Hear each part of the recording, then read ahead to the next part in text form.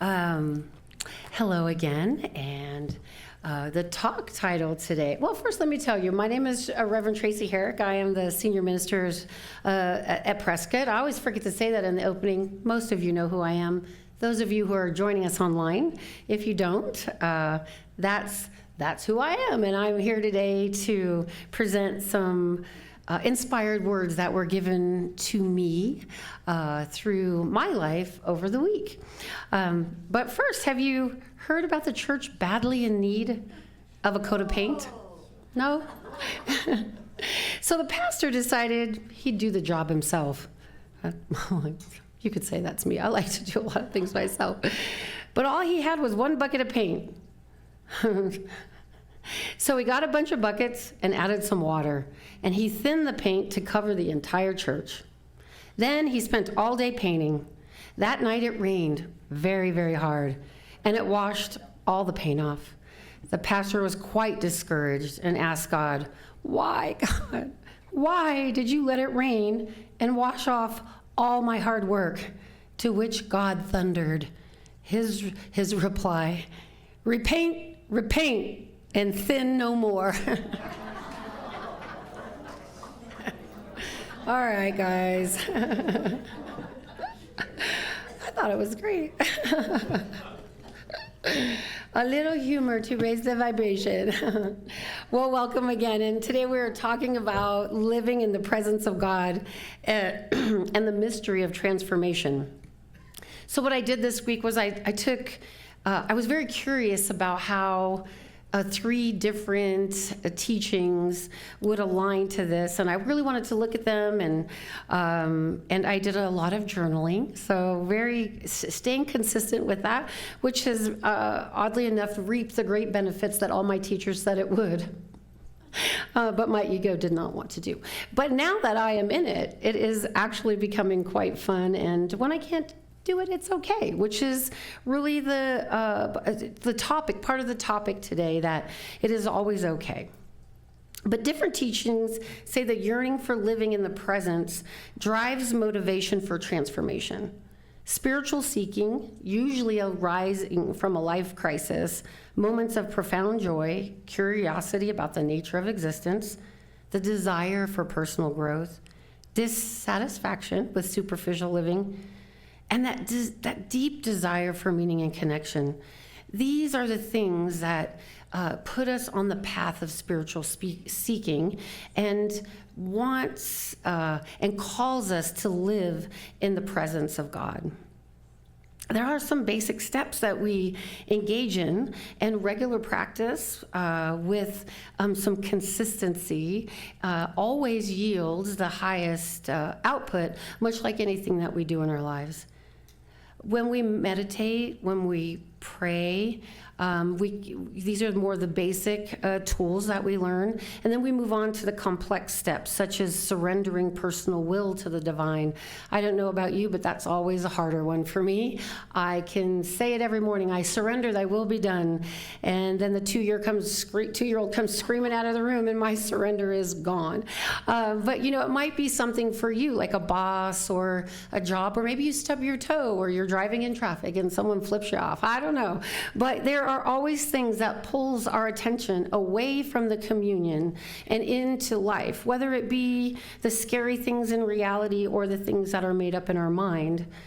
But today what we want to talk about is really how to seat ourselves in the midst of life's goings on, much like Sandy's reading and Jackson's beautiful song. And that there is a way for us to do this dependent on our own personal nature that is the gift to you, and that's why each one of us do it differently. So when we surrender, we are allowing one's life to be guided by a higher purpose. And this is why when we tap into that things have a tendency to feel much better, that we start to see things differently, and we are merely moving our attention away from the problem and into trust and faith and building that relationship. From the science of mind point of view, a desire for a more fulfilling life, a recognition of one's creative potential, seeking alignment with the infinite. Our basic to the complex steps are learning and practicing affirmative prayer, visualization techniques, and consistently applying spiritual principles to transform one's thoughts, beliefs, and actions, and aligning them with the divine mind. See, they're the same. So I looked at Asha Namaswamy. I looked at this group called Psycosmos, very interesting group, and I looked at Science of Mind. And what I found is that they all say the same thing in a different way because there's so many different aspects to our personalities, and God wouldn't just put one, or the divine creative mind, whatever you want to call it, wouldn't just put one way out there and expect all of us to conform, although typically in religious circles this is the expectation. But God, you, it wants you to get to know yourself. We've talked about the essence of being happy, and we talked about how we're in resistance to that. And now we're going to look a little bit about the tools we need to lay down the ego mind, right? Or to lessen its grip on our reaction to the world. And we are going to really focus on some practical applications to help us stay in the presence. Ernest Holmes says, the divine plan is one of freedom. Bondage is not God ordained. Freedom is the birthright of every living soul. His quote reflects on the liberation found in true spiritual transformation. The highest God and the innermost God is one God. And we build connection with that through the establishment of faith. My mentor, Reverend Cheryl, who you'll meet at the installation, she's the installing minister, used to say, well, the reason why you don't believe it and you don't think it works is you haven't proven it to yourself through faith. And that was very profound for me because it set me on a path to start looking for the ways that I was missing how God was showing up in my life.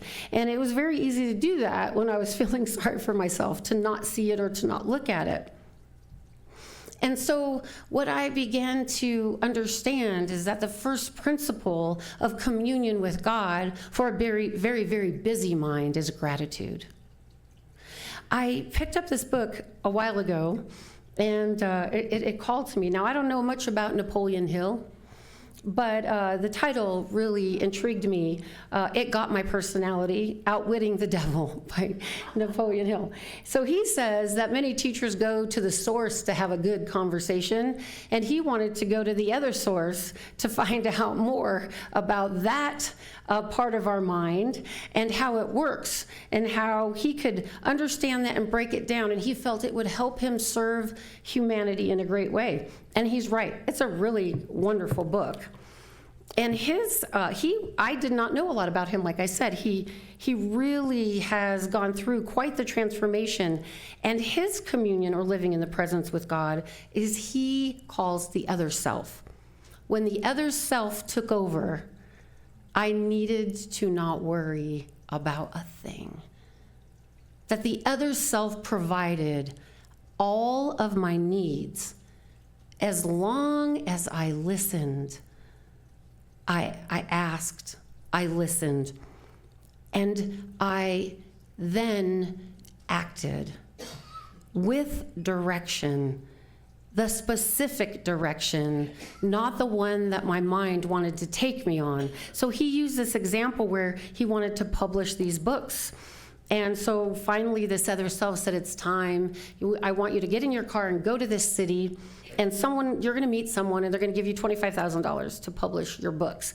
And so his mind started thinking about, who do I know, and who's gonna show up, and how's it gonna come, and what do I have to do, and what do I have to sell, and who do I have to be? And the other self said, shh, quiet now. Just follow the instructions. And so he said, it is gonna come from someone unexpectedly, and all you need to know and do is to build your faith in the idea that this is a truth. So he went and he got to the city, and he was looking up places to stay, like $1 a day hotel, or where he could do room and board. And Spirit said, oh no, you're going to the most luxurious hotel there is. And he was like, but I only have, backing up just a moment, he did not have any money to make this journey. So Spirit told him to go borrow $40 from his brother-in-law. And so he went and he went to his brother-in-law, and his brother-in-law wanted to give him 100. And his ego was like, yes, 100. And Spirit said 40. So he only took the 40, acting with specific instructions, and he checked into this most luxurious hotel, and Spirit said, get a suite. And he was like, with $40, Spirit said, get a suite. And so he got a suite, and they got into the suite, and Spirit said, order food, order the best food. And he said, and get some cigars. And so he decided, this is 1929, by the way, where you could smoke in a hotel. And he said, so he got the cigars, or he went to look at the cigars, and he went to order the cheap ones. And Spirit said, oh, no, we're not spending 10 cents on a cigar, we're spending 35 cents on a cigar. Where can you get a cigar for 35 cents these days? And so he got the cigars, and he goes, and don't just get one, take a handful. And so he obeyed and did this. He surrendered to the other self, and he said that there was this wavering between, am I crazy, who's going to get stuck with this bill? And what the heck am I doing? To, yes, God, please make this real. And he said it was a very challenging time for him. And so he followed. And now Spirit said, now I want you to use this opportunity, this beautiful room, to sit down and write down every single person that you feel could give you $25,000 until your mind is so exhausted it cannot think anymore. So he proceeded to write it down until his brain was so exhausted that he could not think anymore. And when the thinking was done, he said to his highest self, I just don't have any more names in me. And Spirit said, good, because they're not on the list. I wanted you to exhaust yourself so that you could hear yourself when the name came. And so he closed his eyes, and he said yes. He did some things, and this name appeared to him, Mr. Pelton. And he remembered that Mr. Pelton and him had become good friends at one time, only meeting briefly. And so he called him, and he said, I'm very interested in your manuscript. I'm coming right over. And he came over and sight unseen gave him the $25,000 needed to write his manuscript. His explanation of this was Spirit was removing the old limiting beliefs of lack and limitation by forcing him in to choose things that was God's good pleasure to give him. And that by turning the ship, by forcing him, not really forcing him, but you understand what I mean, by really directing him. Now, by this time, he had gone through a lot of things that made him really committed. He had gone through some very difficult situations in that time where we had the Depression. He didn't have money, but he always turned in faith to the thing that he knew he believed in. He had built businesses and left them out of dissatisfaction. He had had many jobs that he was dissatisfied in.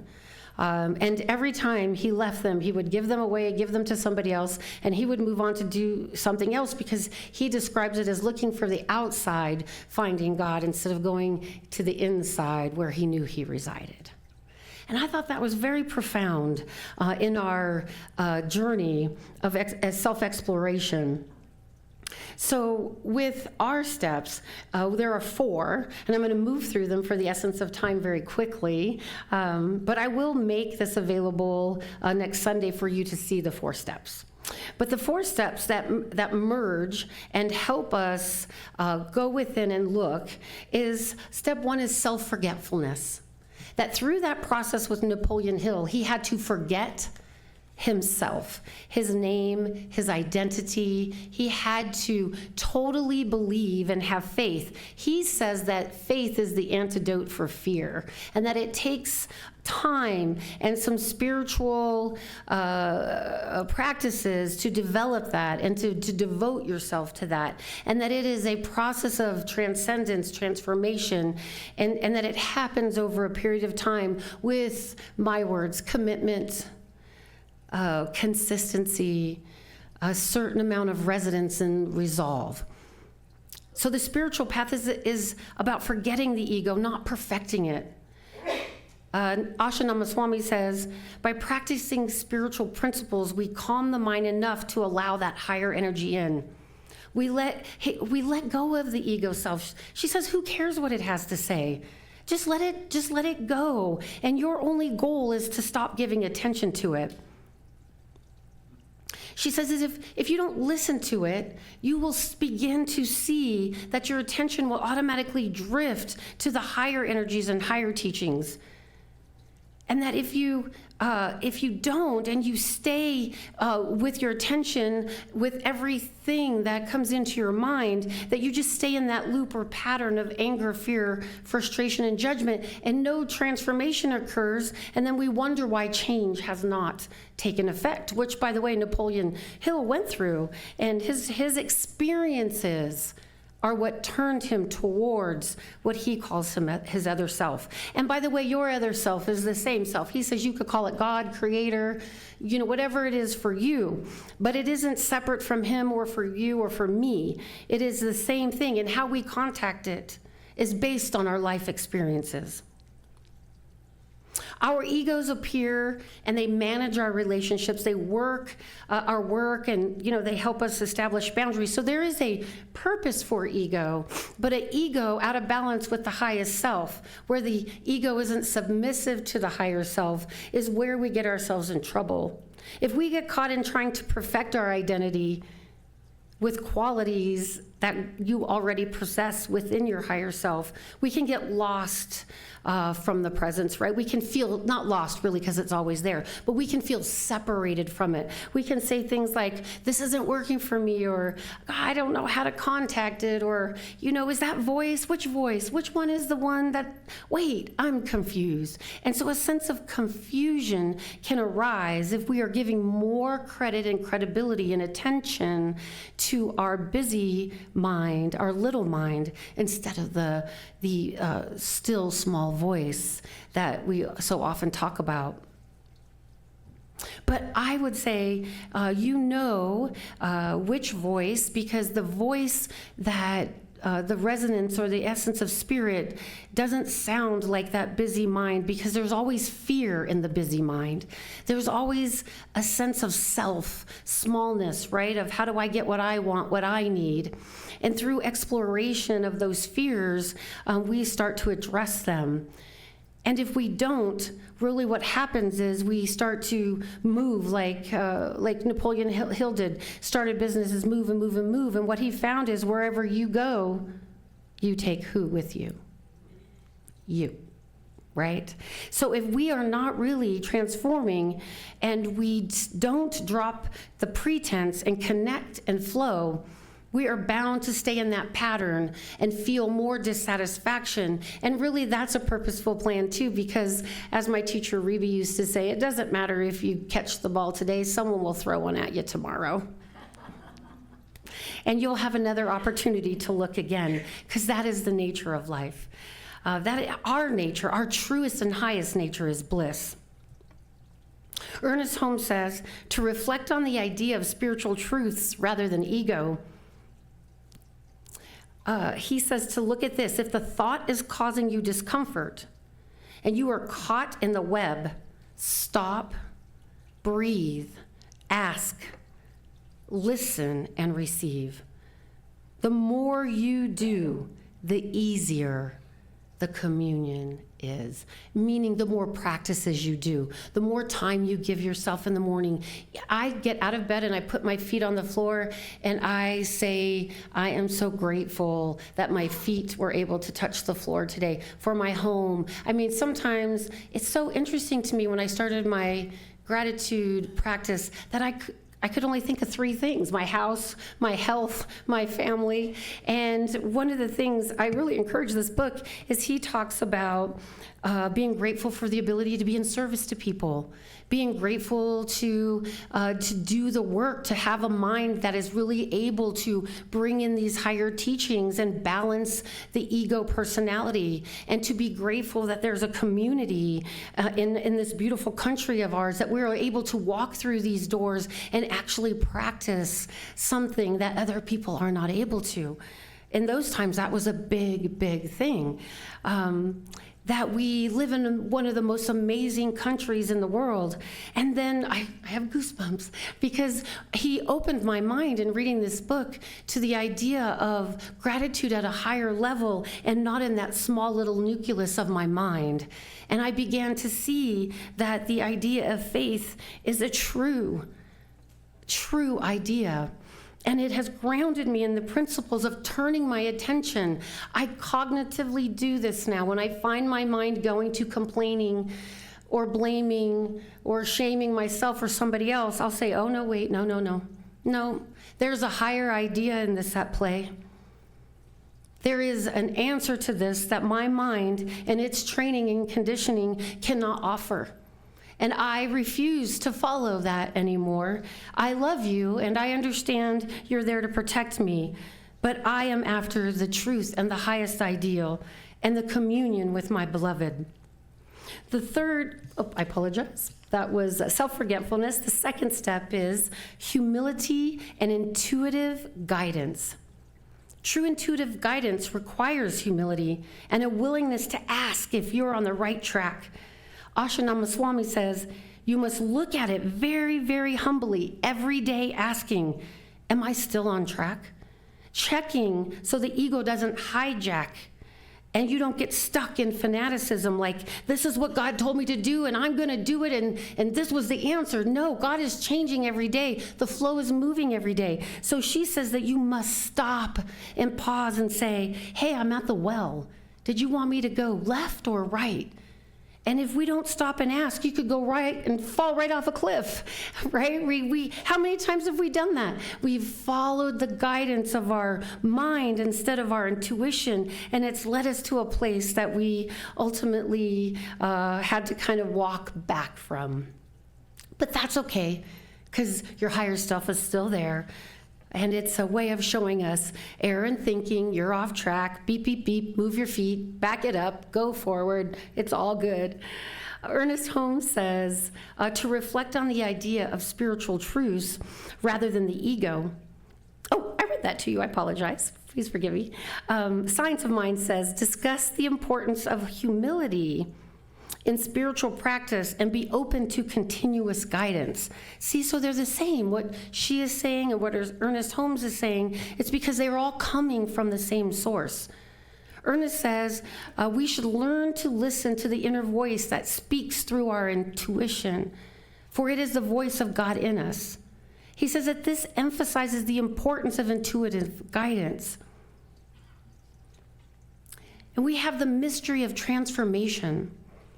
Transformation is a mystery, not the self-focus we think it is. It's just putting our attention elsewhere.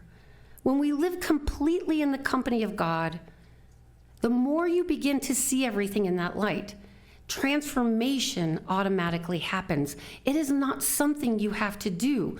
When you live in a higher energy, when you go into a sauna, you don't have to figure out how the steam is coming out. Like, you just sit and enjoy this energy, this vibration, this steam, which is cleaning and cleansing you. And when you tune in to the channel of the holiest, then it transforms you. And the longer you stay there, and the more you practice, the more the transformation happens.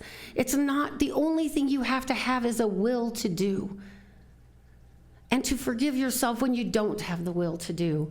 It's a journey of self-love.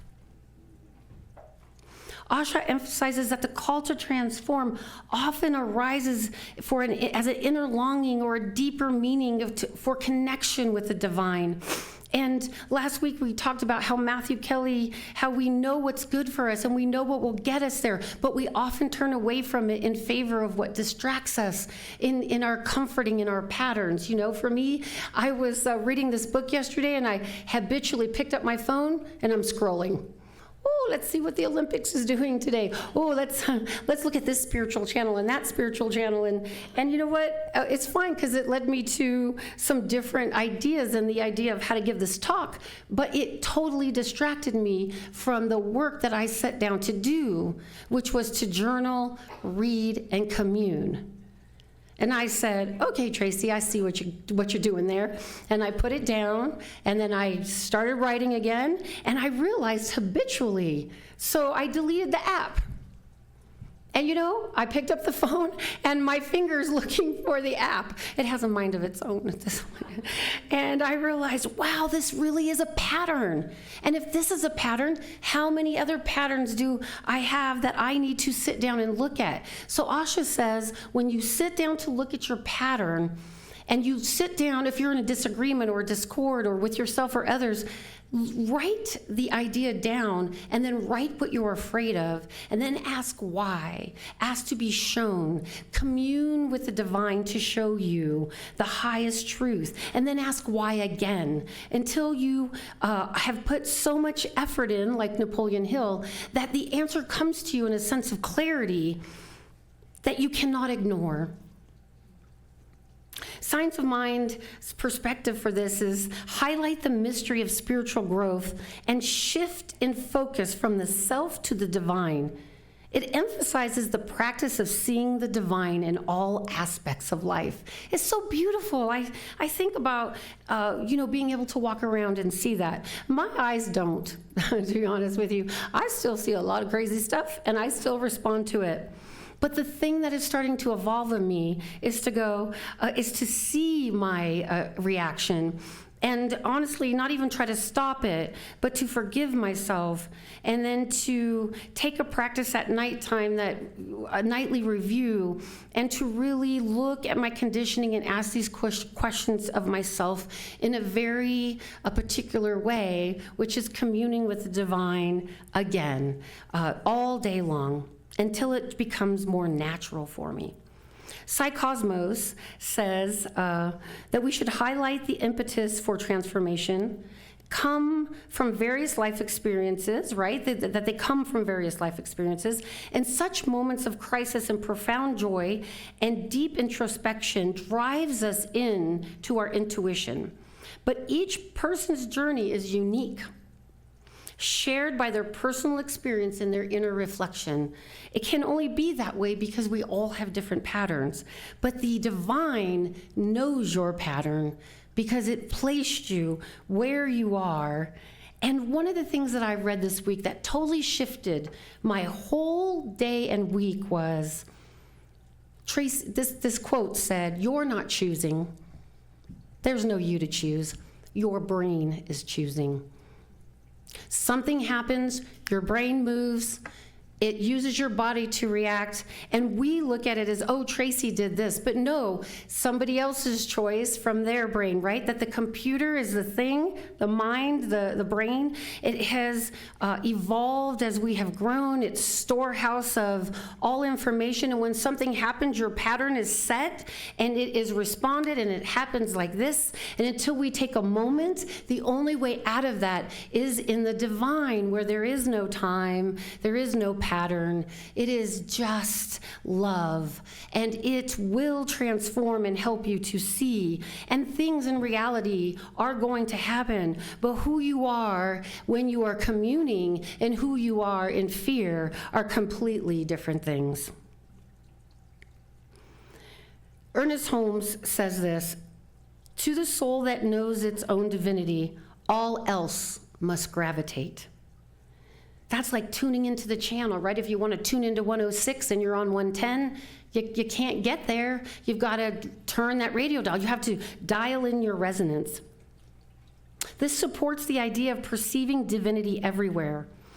Holmes teaches that the desire to transform is an innate aspect of the soul's evolution. Each individual is motivated differently. influenced by their own circumstances. Spiritual readiness is yours to have, and personal aspirations for growth and fulfillment you must follow. And I'll add this. The journey is different for everyone. Think about what drew you here. Think about why you come to a center like this. What intrigued you about it? What called you forth? What are you looking for? Are you looking for happiness, abundance, equanimity, truth? What called you here? We'll show you the way. Your greatest strength can be your greatest weakness when they're out of balance. But when you commune with the divine, it brings you into balance, and it uses your greatest strength to propel you forward to your greatest desire.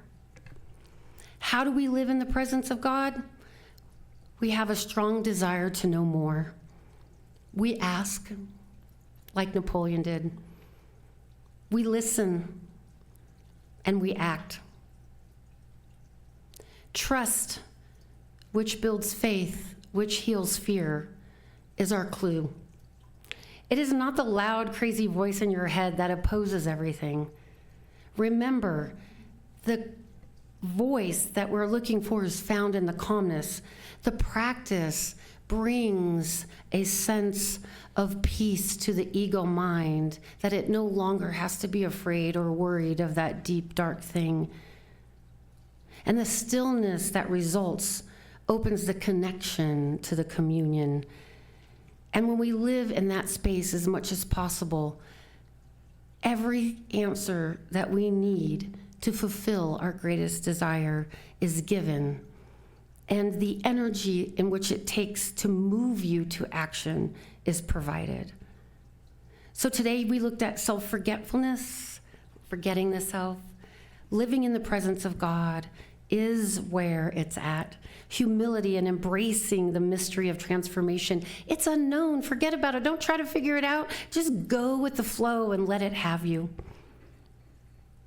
I encourage you this week to practice humility. And if you need to know more about it, look it up, study it, write the ideas down and see what it means to you, if it needs to be expanded in your consciousness. Seek that intuitive guidance daily and disconnect from the little mind and give all of your attention, if not for a moment, with the beloved, and surely you will see you have already arrived.